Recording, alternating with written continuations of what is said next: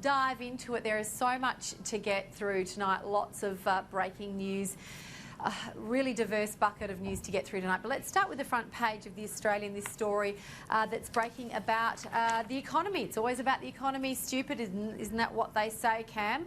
This is an exclusive by Simon Benson. The budget has been hit with a $30 billion write-down in government revenue due to the weak global outlook and in downgrade in domestic economic growth to around 2.25%. But the government is on track to deliver a surplus. Now, the mid-year economic and fiscal outlook is due to be released tomorrow, Cam. I would say this is a strategically placed story, strategic drop, if you like, to soften the blow of the news. Call me cynical, but that's what it looks like. The write-down, probably not that surprising. The fact that the surplus will survive is good news. Oh, look, they are certainly framing the debate for tomorrow. That's what they're seeking to do here by putting it in the terms they'd wish it to be reported. They're trying to shape that. It is fairly alarming, though, that there's been a $30 billion drop-off in revenue.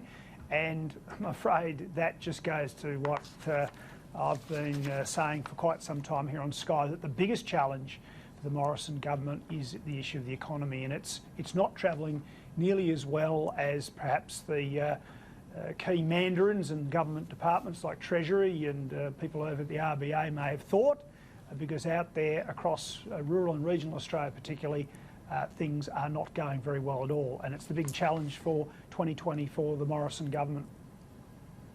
Well, Cam, I'll just stay with you for a second because the story goes on to outline exactly that. Now, there were weaker global conditions. The Australian economy is not punting along as well as the government would have liked, obviously. So there's some of the conditions are within its control, some without, some beyond its control.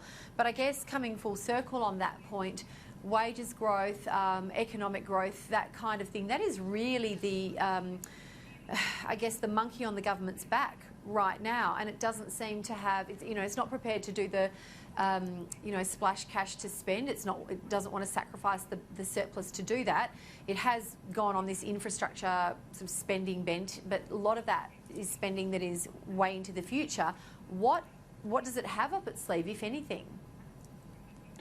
The big thing it has up its sleeve, and it does have a long lead time, I think, in terms of a result, which is just something they should have been working on from day one, is dealing with red tape and bureaucracy and getting the states to come on board. I mean, this country is schizophrenic in that, on one hand, politicians are saying people should have a go, they should set up a business, really try their hand.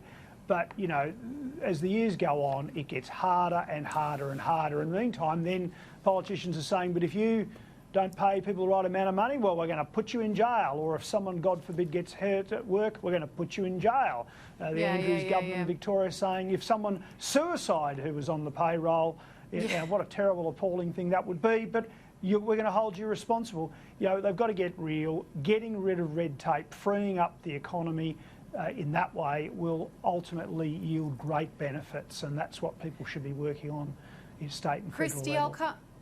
Yeah, quite right. Christy, I'll come down to you on that, particularly on that issue of red tape. I was speaking at an event last year, maybe it was this year. They all blend into one, don't they?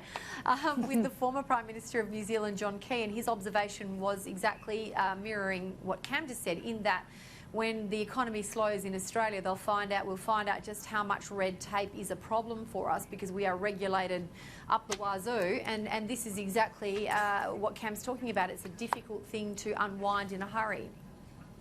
Yeah, it is a difficult thing to unwind in a hurry, but I'm just going to make the point that the coalition over the last 18 months has gone on an aggressive, I think it's a $6 billion red tape reduction agenda, where they have said to the states, you are duty bound to come to us with your proposals of how you are going to reduce red tape, knowing that the federal government doesn't pull all the levers. Of course, the state government has a great deal of levers in terms of red tape.